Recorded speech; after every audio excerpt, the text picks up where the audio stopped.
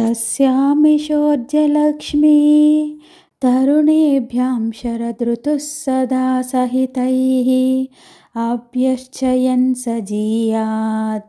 अम्बा मामोदमेधुरैः कुसुमैः तस्यर्षिसङ्ख्ययोजनदूरे देदीप्यमानशृङ्गौघः कलधौतकलितमूर्तिः कल्याणं दिशतु सप्तमः सालः मध्ये तयोर्मरुत्पथा लङ्घितविटपाग्रविरुतकलकण्ठा श्रीपारिजातवाटी श्रियमनिशं दिशतु शीतलोदेशा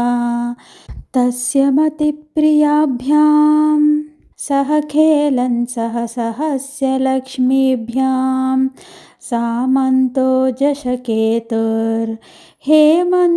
भवतु हेमवृद्ध्यै नः उत्तरतस्तस्य महानुद्भटा हुतभुक्षिः कारुणमयूखः तपनीयकाण्डरचितः तनुतादायुष्यमष्टमो वर्णः कादम्बविपिनवाटी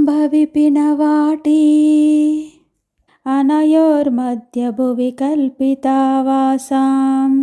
कलयामि सूनकोरका कन्दलितामोदतुन्दिलसमीरां तस्यामतिशिशिराकृतिरासीनस्तपस्तपस्य लक्ष्मीभ्यां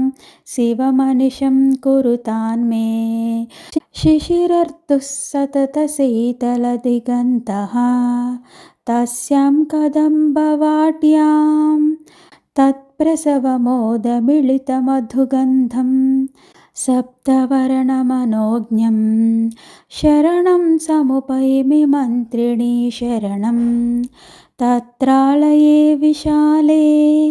तपनीयरचिततरलसोपाने माणिक्यमण्डपान्तः महिते सिंहासने मणिखचिते बिन्दुत्रिपञ्चकोणा द्विपनृपवसुवेददलसुरेखाढ्ये चक्रसदा निविष्टां षष्ट्यष्टत्रिंशदक्षरेशानाम्